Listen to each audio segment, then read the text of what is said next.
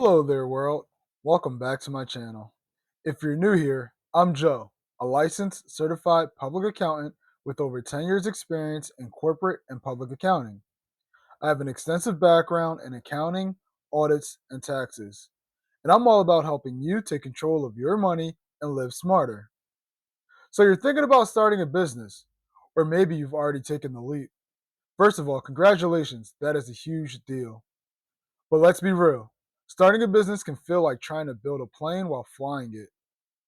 There are a ton of moving parts, and it's easy to make mistakes, especially if you're not a business expert.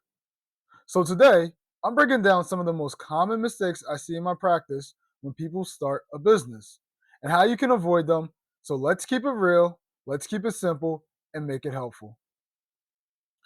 Make sure to hit that subscribe button and don't forget to check out the blog site where we post every Monday, Wednesday, and Friday. One of the first mistakes I often see from clients, friends, and even colleagues when they're telling me they want to start a business is they wing it. They don't have a clear plan. A lot of people jump into business with just an idea and a hope for the best. But without a plan, it's easy to burn out or run out of money. You don't need a 50-page business plan, just something basic that answers these next few questions. Again, I can't stress it enough. We just want to keep it very basic. We don't need to overcomplicate things. We just need a one-page outline that answers these great questions for us to start. What problem are you trying to solve? Who is your customer? How will you make money? What will it cost to start and run your business? What are your goals for the next 6 to 12 months? I really recommend reading this book by Simon Stins, Start with Why. It is a great book that really gets to the core of why you're getting into certain things, not just for business, but in life in general. If you don't have that core question of why answered, then you may not know where you're going. Remember, use a simple one-page business model canvas or just write it out in a notebook. The point is to think it through and not just wing it. Have a plan. Two more big mistakes often made that I see in my practice by clients that we're going to go over right now. The first is underestimating startup costs. This is another big mistake. Thinking that getting into business is cheaper than it is. People often forget about the hidden costs like website hosting, business licenses, marketing, or even taxes. A lot of first time entrepreneurs spend all their money upfront and then have nothing left to actually run the business. Make a list of every possible cost, even the small ones, and add 20% for surprises, because there will always be surprises. Another mistake that I often see is underpricing your product or service. This mistake, charging too little, hoping to attract more customers, is a huge mistake, and we're going to show you the problem why right now. The problem entrepreneurs make with trying to undercharge to attract more customers for their product or service is that you may not cover your costs, so now you're operating in the deficit. It's hard to raise prices later because now you become known as the cheapest thing in town. And you could burn out trying to do more for less, and that's the one thing we want to avoid is that burnout. How do we avoid this? Know your costs. Know what it takes to make or provide your product or service, and set your prices to at least cover your costs plus a profit. Look at what others are charging and don't be afraid to price for value. Remember, your business has a value. We're not saying you should overvalue where you are in the beginning, but you definitely don't want to undervalue your pricing. You'll want to set your pricing to at least cover the cost of running your business. This is what we call our break even point. This is part of our 10 accounting terms that you must know as a business owner. Remember, accounting is the language of business. So the more you can speak it, the more you can understand it, the better you can grow financially with your business. Because you think your idea is great doesn't mean other people will pay for it. A lot of business owners starting out ignore doing proper marketing research. This is our next biggest mistake. One of the most common mistakes is not validating your idea, meaning you didn't check or do the marketing research to see if people even want what you're selling. You first have to ask yourself three key questions. Who are my customers? What do they need? Where are they already spending money? Here's a pro tip: talk to real people. Don't just ask your friends who will say, "This is an awesome idea." Ask potential customers what they actually want or would pay for. Just because it works on social media, if you see it on TikTok or Instagram, you see one person doing it, doesn't mean that it'll work in your area or where you live at.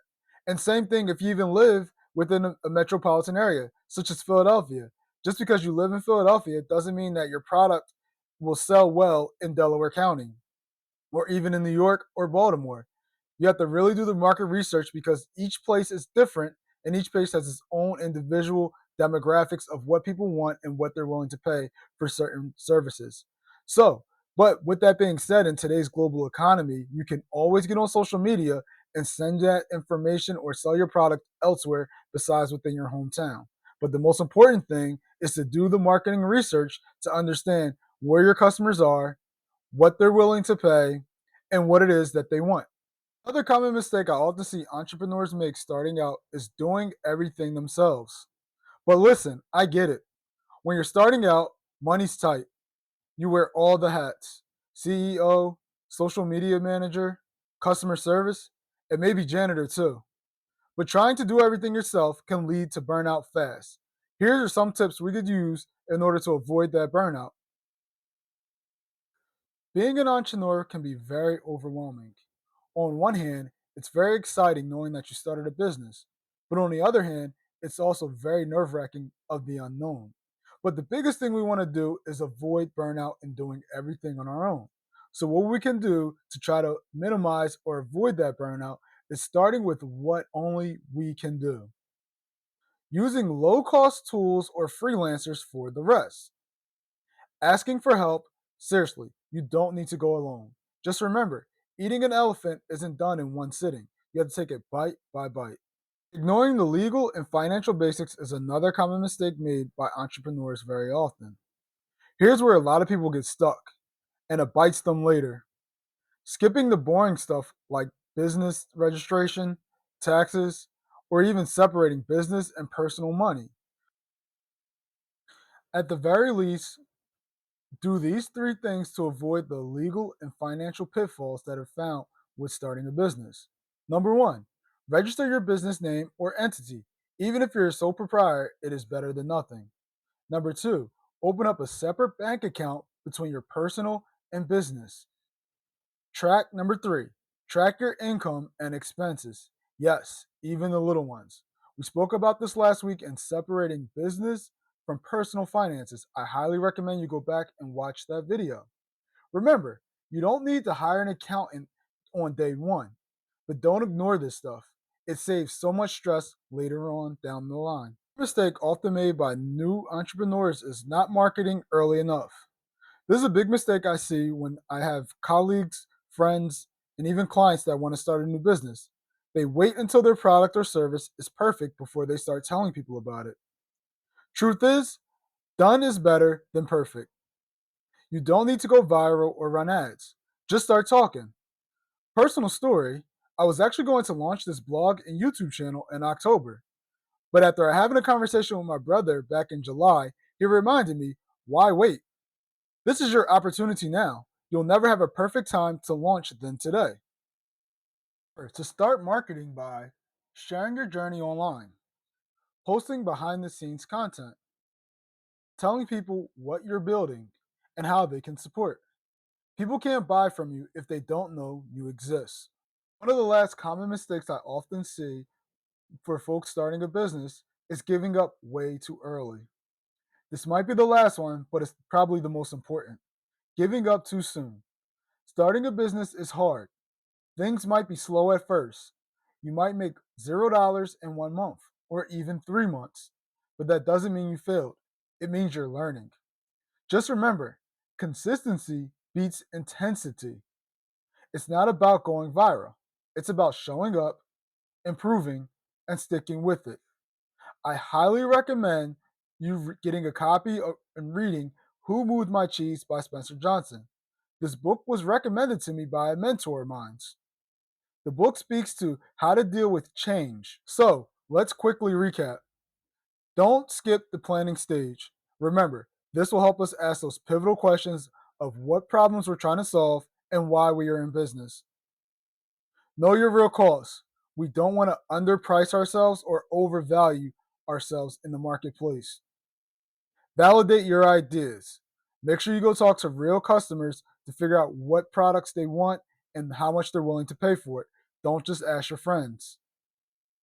Get help where you can. We want to avoid burnout. Handle the legal stuff. This will help your future self thank you if you take it up care of it up front. Market early. Remember, people can't shop where they don't know where you're at. And most importantly, don't quit too soon. You don't need to be a financial genius to start a business. You just need to stay focused, keep learning, and take it one step at a time.